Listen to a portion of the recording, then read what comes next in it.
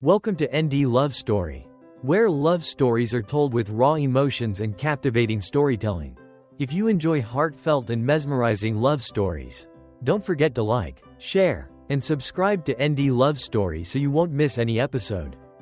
I fell for my boss's son. Something nobody saw coming, including me. That day, I walked into the luxurious house in Beverly Hills, California, looking around with wide eyes, admiring the dream home. The hardwood floors were gleaming. Huge glass doors looked out onto the garden. Expensive furniture. I was assigned to look after it all for the next week. I was standing in the middle of the modern kitchen with a two-door refrigerator and a granite island when I was startled by a strange noise. Like someone was rummaging around. No one was allowed to be here except me.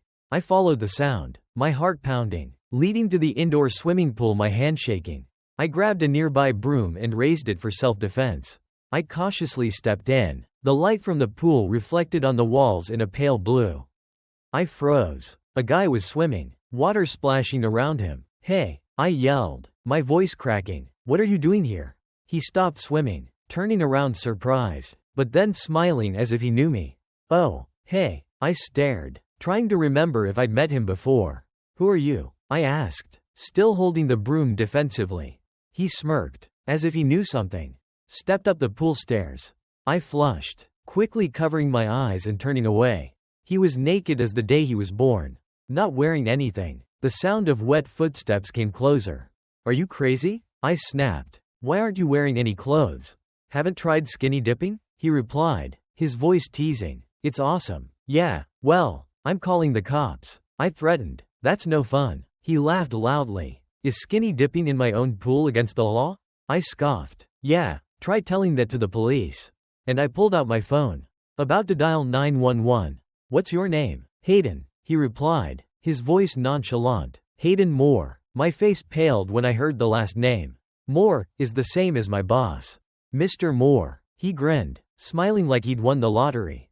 I swallowed, putting my phone away, my hands shaking. "Let me guess. You're my dad's new nanny?" "Every time Dad goes on a business trip, he gets someone to watch me," he said, looking me up and down. Slyly, but obviously. "Usually it's some old dude. But you're not old at all." "Watch it," I interrupted, unnerved. "There's no way Mr. Moore hired me to watch his adult son. He clearly doesn't need a babysitter. He's probably my age, maybe 23 or 25. Tall, his hair wet and stuck to his forehead." "Sorry, I'll be outside for a bit," I said, quickly walking out to the yard. Immediately calling Mr. Moore. "Hello, Alex?" Mr. Moore answered, his voice busy with background chatter. "I'm in a meeting. Is something wrong?" "Yeah, I just got to the house. But there's a misunderstanding. Your son's here and said something about watching him," I said, scratching my head, feeling awkward. "Yeah, about that." Mr. Moore sighed, clearing his throat. "Listen to me. I need you to watch him for a few days. I don't feel safe leaving him alone at the house. He's good, but he's impulsive and does dumb things. Can you help him avoid getting into trouble? I'm giving you this job because you're responsible and trustworthy. I hope he learns something from you." I was silent, my mind racing. I didn't expect the job to be a caregiver. But Mr. Moore's voice left me no room to refuse. "Yeah, I'll try," I replied, sighing, and went back into the house. Hayden was sitting on an armchair, wearing only boxer briefs, throwing popcorn up in the air, trying to catch it with his mouth. There was a mess, with popcorn kernels scattered everywhere. Several beer cans were rolling around his feet. I tried to stay calm, not getting angry. "Hey, babysitter." He stopped, smiling brightly at me. "First, my name is Alex." I held up one finger. Then I held up another. "Second, put some clothes on when I'm here. And stop throwing popcorn." He continued to throw popcorn, as if he didn't hear me. "Do you hear what I'm saying?" I asked, annoyed, snatching a kernel out of midair. He looked amused. "Nice catch. I heard everything. You're Alex, the babysitter who hates being naked. Got anything else? Listen, let's not make this difficult for each other. If you behave, I won't interfere. It's just a few days, let's help each other out," I said sternly. He leaned back, stretching, smiling at me from head to toe, making me lose my balance. "Yeah, let's help each other out," he said, his eyes sparkling. For the next 4 days, I realized we were opposites. My patience was wearing thin. Every night he would try to throw a party, with loud music and crowds of people showing up to the gate. I had to stand outside, shooing everyone away, threatening to call the police. "The party's over. Go home," I yelled, pointing them in the right direction. The sound of motorcycles roared away. He wasn't angry, just smiling like it was a game of cat and mouse. I was tired, but I didn't want to cause more tension. So I suggested, "I won't interfere if you only invite a few friends. Deal?" Surprisingly, he immediately nodded. Deal. That night, he brought 3 friends over. I kept my word, retreating to the living room, turning on my laptop to work. Hungry, I went to the kitchen to see them drinking, slurring, and the air was thick with alcohol and cigarette smoke. I silently made a sandwich. But one of the guys, a big, muscular dude, tried to force Hayden to drink more. "Drink up, Hayden." Hayden shook his head, his voice slurring. "I'm already drunk. I'm good." The guy grabbed his chin. "Enough beer." Hayden waved, as the others laughed and cheered like they were watching a circus. "I'm good. You guys go home," I snapped, my voice hard, like giving an order. The group stopped, looking at me, then at each other. The big guy huffed, letting go of Hayden. "Why are you ordering this around, butler?" he growled, stepping towards me. Hayden stepped in front, his voice surprisingly serious. "He's right. You guys go." The other guy scoffed, but seeing Hayden's stern face, muttered, "What a drag. We only came here for the party." The group left. Hayden and I looked at each other in silence. He wasn't ashamed, just smiled slightly. "My friends are jerks." "Yeah," I replied, grabbed my sandwich, and turned to leave. "Thanks for earlier," he called. I glanced back, gave a curt smile, and went back to my room. For the next 3 days, Hayden didn't invite anyone over. He just followed me around the house. When I read a book on the couch, he sat next to me, asking random questions about the stories. When I made coffee in the kitchen, he stood leaning against the wall, smiling at me, playing with a spoon. At first, I was annoyed, ignoring him, my eyes glued to the laptop screen. But slowly, we talked more, about movies, music, random things throughout the day. I didn't want to admit it, but I liked being with him. He was messy, mischievous, but kind, funny, and charming. The way he told stories made me burst out laughing, trying to restrain myself. One night, he sat next to me on the couch, holding 2 cold beers, raising an eyebrow, and smiling. "No way," I said, shaking my head, looking at the beer suspiciously. "Come on, it's my last night that you're here. Drink up, just a light farewell party.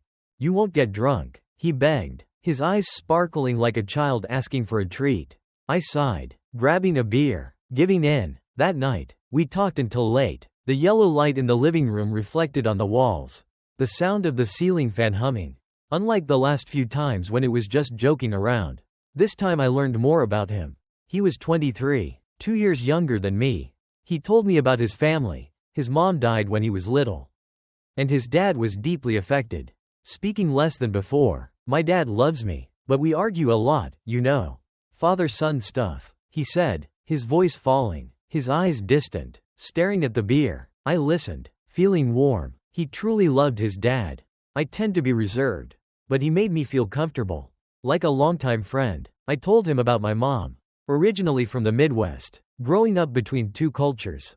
"You don't get tired?" he asked, his eyes curious. "Yeah, but I'm used to it," I replied, smiling slightly. We finished 1 beer each.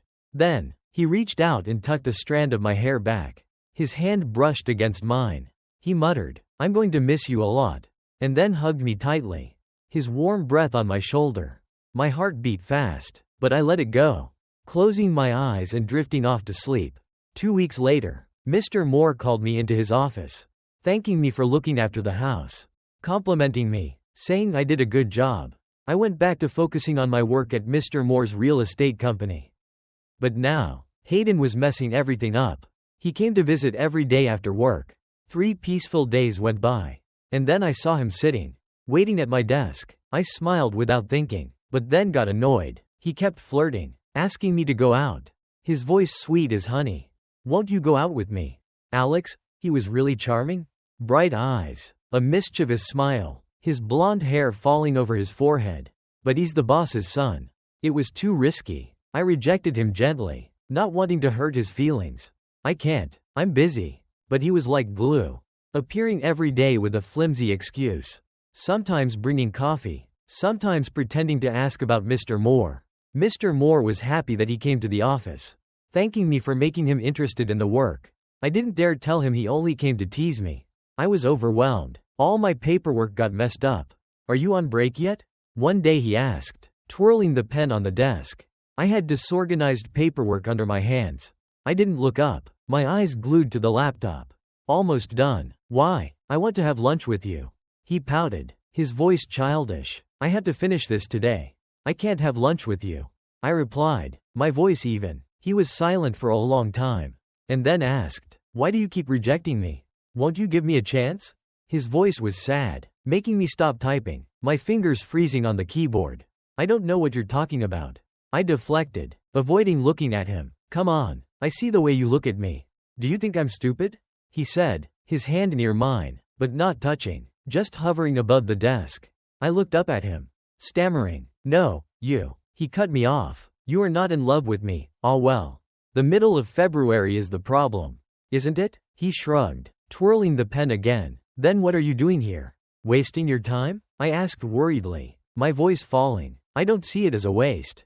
He muttered, twirling the pen faster. I put my hand on the pen, touching his hand lightly. The coldness of his fingers made me freeze. School is important. You're graduating soon. Try hard. He smiled, his eyes brightening. If there's a reward, I'll try harder. If I do well, will you date me? I smiled, feeling tense. Are you joking? I'm serious. He grabbed my hand, looking straight into my eyes. His eyes were shining, making me unable to look away. I sighed, defeated. 3 weeks later, I didn't see him anywhere. I thought he forgot about me or decided he didn't like me. I tried not to think about it, but I slowly began to miss him. His big smile, his silly, teasing remarks, the gleam in his eyes looking at me from the seat across from my desk. One day, I walked into the office, holding a cup of hot coffee, and saw a blonde guy who looked like him standing at the printer. It was really him, wearing a white dress shirt, a blue tie, standing looking at me and smiling. Alex. He stepped forward, his voice happy like a child. Hayden, what are you doing here? Did you visit your dad? I asked, my voice a little awkward. No, I graduated and I'm working here now. He turned around, showing off his work clothes, looking much more handsome. The blue tie popped against his white shirt, making me surprised. Congratulations. I laughed, unable to hide my happiness. I decided to live seriously. You told me to open my eyes, he said, his voice firm, his arms crossed. That's great. I laughed, my eyes looking at him with admiration. Yes, you are my special person, he replied, making me blush, my heart beating faster. Mr. Moore suddenly appeared behind him. I awkwardly bowed my head. Mr. Moore smiled at him, then looked at me, his voice serious. He has changed, you know. I'm grateful. He nodded. He's gotten better, hasn't he? I nodded, not saying anything, but my heart felt lighter. A month later, we started going to lunch and walking around the city together. He dragged me through the small streets in downtown Hollywood, telling stories about work. We held hands like close friends. But every time his hand touched mine, my heart would flutter. It wasn't just friendship. He had matured, working hard at the company. I loved him, unable to restrain myself. One day, we were sitting on a park bench in Griffith Park. He was telling a story about work, full of enthusiasm. I looked at him, mesmerized, and then, without thinking, I tugged on his shirt and kissed him on the lips. Whoa, Alex, hold on, he teased, his eyes shining brightly. You learned something. I laughed, my face flushed. He leaned in and kissed me back, his warm lips touching mine. Hey, Alex, I'm not going to mess this up. I'm serious about you. I laughed, nodding. I believe you. We officially became a couple. Not hiding, but staying professional at the office. Mr. Moore invited me to dinner every week. At first, I was awkward, but it slowly became a routine. He thanked me for making Hayden better. He was getting promoted, and I was getting a raise. We dreamed about the future, getting married, buying a house, adopting kids, and I knew, even though it started with a strange assignment, this love was real.